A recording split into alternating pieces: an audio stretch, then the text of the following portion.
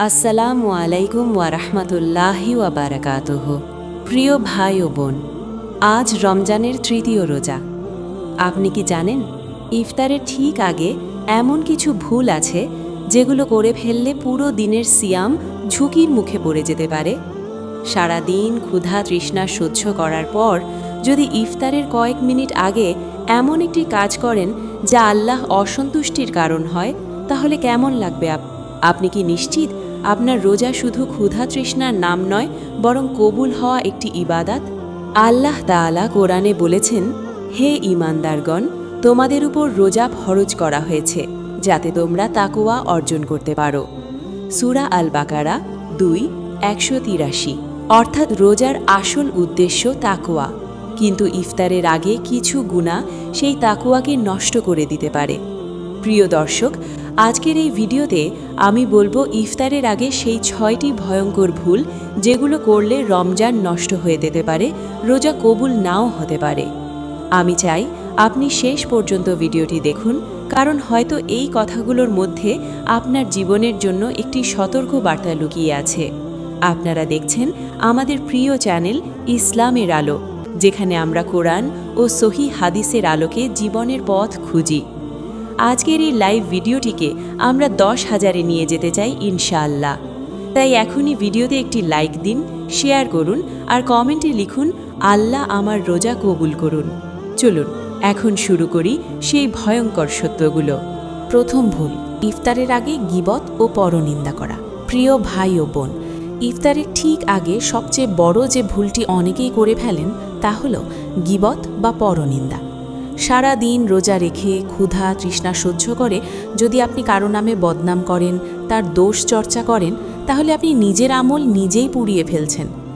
রাসূলুল্লাহ সাল্লাল্লাহু আলাইহি ওয়াসাল্লাম বলেছেন, যে ব্যক্তি মিথ্যা কথা ও মন্দ কাজ পরিত্যাগ করল না, তার শুধু পানাহার ত্যাগ করার মধ্যে আল্লাহর কোনো প্রয়োজন নেই। সহিহ বুখারী। ভাবুন তো, ইফতারের কয়েক মিনিট আগে আপনি যদি কারো সম্পর্কে খারাপ আলোচনা করেন, তাহলে সেই মুহূর্তে আপনার রোজার নূর কমে যাচ্ছে না তো? গীবত এমন এক গুনাহ যাকে কোরআনে মৃত ভাইয়ের গোশত খাওয়ার সাথে তুলনা করা হয়েছে। সূরা হুজুরাত 49:12। আপনি কি চান ইফতারের দোয়া কবুল হওয়ার সময় আপনার আমলনামায় গীবতের কালো দাগ থাকুক? আজ সিদ্ধান্ত নিন, ইফতারের আগে জিহবাকে হেফাজত করবেন, কারণ রোজা শুধু পেটের নয়, জিহবা ও অন্তরেরও রোজা। দ্বিতীয় ভুল, ইফতারের আগে নামাজে অবহেলা করা। প্রিয় ভাই ও বোন, অনেকেই সারাদিন রোজা রাখেন, কিন্তু ইফতারের ব্যস্ততার কারণে মাগরিবের নামাজে দেরি করেন বা অবহেলা করেন। রান্না, টেবিল সাজানো, ফোনে ব্যস্ততা, এসবের মাঝে সবচেয়ে বড় ফরজ ইবাদতটিকেই ভুলে যান। মনে রাখবেন, রোজা একটি মহান ইবাদত, কিন্তু নামাজ তার থেকেও গুরুত্বপূর্ণ ফরজ। রাসূলুল্লাহ সাল্লাল্লাহু আলাইহি ওয়াসাল্লাম বলেছেন, বান্দা ও কুফরের মাঝে পার্থক্য হল নামাজ ত্যাগ করা। সহিহ মুসলিম।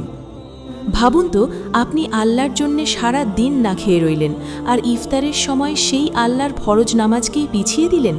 এটা কি কৃতজ্ঞতার পরিচয়? ইফতারের আসল সৌন্দর্য হল প্রথমে দোয়া, তারপর নামাজ, তারপর খাবার। অনেকে বলেন, আগে একটু খেয়ে নিই, পরে নামাজ পড়ব।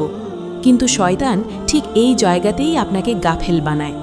ইফতারের কয়েক মিনিটের দুনিয়াবি স্বাদ কি জান্নাতের অসীম সুখের চেয়ে বড়? আজ সিদ্ধান্ত নিন, ইফতারের সময় যত ব্যস্ততায় থাকুক, মাগরিবের নামাজ প্রথম অগ্রাধিকার হবে। কারণ যে রোজা আপনাকে নামাজ থেকে দূরে সরিয়ে দেয়, সে রোজার মধ্যে নিশ্চয়ই কোথাও ঘাটতি আছে। তৃতীয় ভুল, ইফতারের আগে দোয়া না করে সময় নষ্ট করা। প্রিয় ভাই ও বোন, ইফতারের ঠিক আগের মুহূর্ত, এটা দোয়া কবুলের বিশেষ সময়। অথচ অনেকেই এই সময়টা মোবাইলে স্ক্রোল করতে, অযথা গল্প করতে বা টিভি দেখতে ব্যয় করে ফেলেন। রাসূলুল্লাহ সাল্লাল্লাহু আলাইহি ওয়াসাল্লাম বলেছেন, রোজাদারের জন্য ইফতারের সময় একটি দোয়া আছে যা প্রত্যাখ্যাত হয় না। ইবনে মাজা। ভাবুন তো, সারা দিন আপনি আল্লাহর জন্য না খেয়ে রইলেন, আর যখন কবুলের দরজা খুলে গেল, ঠিক তখনই আপনি দোয়া না করে দুনিয়ার কাজে ব্যস্ত। এটা কি সবচেয়ে বড় আফসোসের কারণ হবে না? ইফতারের আগে কয়েক মিনিট চুপচাপ বসুন, দুই হাত তুলে কাঁদুন, নিজের গুনাহের জন্য ক্ষমা চান, বাবা মা, পরিবার, উম্মার জন্য দোয়া করুন। হয়তো এই একটি মুহূর্ত আপনার তাকদীর বদলে দিতে পারে। আপনি কি চান আপনার জীবনের সবচেয়ে মূল্যবান সময়গুলো অকারণে হারিয়ে যাক? আজ থেকেই নিয়ত করুন, ইফতারের আগে মোবাইল নয়, দোয়া হবে আপনার সঙ্গী। কারণ রমজান কেবল ক্ষুধা সহ্য করার নাম নয়, বরং আল্লাহর দরবারে কান্নার নাম। চতুর্থ ভুল, ইফতারের সময় অপচয় ও অতিভোজন। প্রিয় ভাই ও বোন, সারাদিন রোজা রাখার পর ইফতারের টেবিলে অনেকেই এমনভাবে ঝাঁপিয়ে পড়েন যেন সব কিছু একসাথে খেতেই হবে। অতিরিক্ত খাওয়া, খাবারের অপচয়, বিলাসিতা এসব রমজানের রুহানিয়াত নষ্ট করে দেয়। আল্লাহ তাআলা কুরআনে বলেছেন, তোমরা খাও ও পান করো, কিন্তু অপচয় করো না। নিশ্চয়ই তিনি অপচয়কারীদের পছন্দ করেন না। সূরা আল আরাফ ৭:৩১। ভাবুন তো, যেই মাসে আমাদের শেখানো হয়েছে সংযম, সেই মাসেই যদি আমরা সবচেয়ে বেশি অপচয় করি, তাহলে রোজার শিক্ষা কোথায় রইল? অনেক দরিদ্র মানুষ ইফতারে ১ গ্লাস পানি আর একটি খেজুরও পায় না, আর আমরা অর্ধেক খাবার ফেলে দিই। রাসূলুল্লাহ সাল্লাল্লাহু আলাইহি ওয়াসাল্লাম খুব সাদাসিধাভাবে ইফতার করতেন, খেজুর ও পানি দিয়ে। তিনি কখনো অতি ভোজন করতেন না, কারণ পেট ভরে গেলে ইবাদতে মন বসে না, হৃদয় কঠিন হয়ে যায়। আজ সিদ্ধান্ত নিন, ইফতারের সময় পরিমিত খাবেন, অপচয় করবেন না। কারণ রোজা শুধু ক্ষুধা সহ্য করার নাম নয়, বরং নফসকে নিয়ন্ত্রণ করার শিক্ষা। পঞ্চম ভুল, হারাম উপার্জনের খাবার দিয়ে ইফতার করা।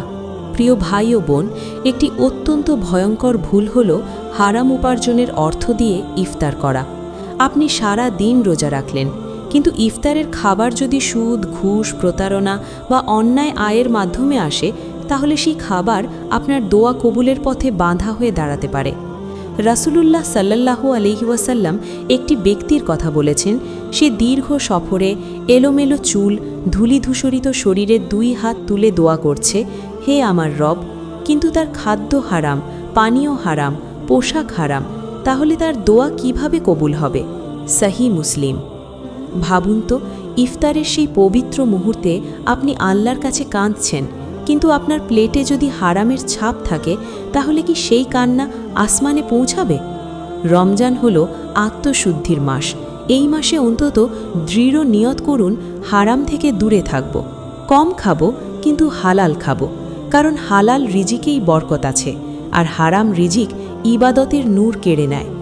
আজ নিজেকে প্রশ্ন করুন, আমার ইফতার কি পুরোপুরি হালাল? যদি না হয়, এখনই তওবা করুন, কারণ কবুল হওয়া রোজা সেই হৃদয়ের যে হৃদয় হালালকে ভালোবাসে। ষষ্ঠ ভুল, ইফতারের আগে রাগ, ঝগড়া ও কটু কথা বলা। প্রিয় ভাই ও বোন, ইফতারের আগে অনেকেই ক্ষুধা তৃষ্ণা কারণে রাগান্বিত হয়ে পড়েন। সামান্য কথা নিয়ে ঝগড়া, চিৎকার, কটু কথা এগুলো রোজার সৌন্দর্য নষ্ট করে দেয়। রাসূলুল্লাহ সাল্লাল্লাহু আলাইহি ওয়াসাল্লাম বলেছেন, তোমাদের কেউ যখন রোজা রাখে, সে যেন অশ্লীল কথা না বলে এবং ঝগড়া না করে। কেউ যদি তার সাথে ঝগড়া করতে আসে, সে যেন বলে, আমি রোজাদার। সহিহ বুখারী ও মুসলিম। ভাবুন তো, সারা দিন আপনি আল্লাহর জন্য সব কিছু ত্যাগ করলেন, আর ইফতারের ঠিক আগে নিজের রাগকে নিয়ন্ত্রণ করতে পারলেন না। রোজা শুধু না খাওয়ার নাম নয়, এটা ধৈর্য শেখার মাস। অনেক সময় পরিবারের সাথে ইফতারের প্রস্তুতি নিয়ে কথা কাটাকাটি হয়, কিন্তু মনে রাখবেন, রাগের 1 মিনিট আপনার সারা দিনের সওয়াব কমিয়ে দিতে পারে। শয়তান চায় ইফতারের আগে আপনার আমল নষ্ট হোক। আজ প্রতিজ্ঞা করুন, যাই হোক না কেন, ইফতারের আগে আপনি চুপ থাকবেন, হাসি মুখে কথা বলবেন, ক্ষমা করবেন। কারণ রোজা সেই হৃদয়ের যে হৃদয় ধৈর্য ধরে এবং আল্লাহর সন্তুষ্টিকে সব কিছুর উপরে রাখে। প্রিয় ভাই ও বোন, আর ছিল রমজানের 3য় রোজা।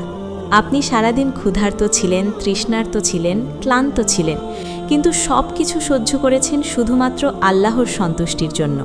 এখন নিজেকে একটি প্রশ্ন করুন, ইফতারের আগে এই 6টি ভুলের কোনো একটি কি আমার মাঝে আছে?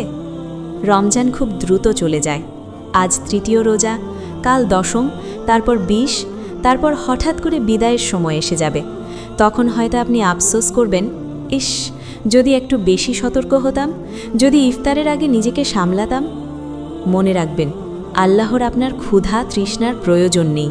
তিনি চান আপনার তাকওয়া, আপনার পরিবর্তন, আপনার ভাঙা হৃদয়ের কান্না। যদি ভুল হয়ে থাকে, এখনই তওবা করুন। ইফতারের আগে 2 হাত তুলে বলুন, হে আল্লাহ, আমার রোজার ভুলগুলো মাফ করে দিন, আমার রোজা কবুল করুন। হয়তো এই একটি আন্তরিক দোয়াই আপনার পুরো জীবন বদলে দিতে পারে। হয়তো আজকের এই রোজাই হবে আপনার জন্য জাহান্নাম থেকে মুক্তির কারণ। প্রিয় দর্শক, যদি আজকের কথাগুলো আপনার হৃদয়ে স্পর্শ করে থাকে, তাহলে ভিডিওতে একটি লাইক দিন, শেয়ার করুন, যেন অন্যরাও সচেতন হতে পারে। কমেন্টে লিখুন, আল্লাহ আমার রোজা কবুল করুন। আল্লাহ আমাদের সবাইকে সহিভাবে রোজা রাখার তাওফিক দিন। ইফতারের আগে সব ভুল থেকে হেফাজত করুন এবং এই রমজানকে আমাদের জীবনের শ্রেষ্ঠ রমজান বানিয়ে দিন। আসসালামু আলাইকুম ওয়া রাহমাতুল্লাহি ওয়া বারাকাতুহু।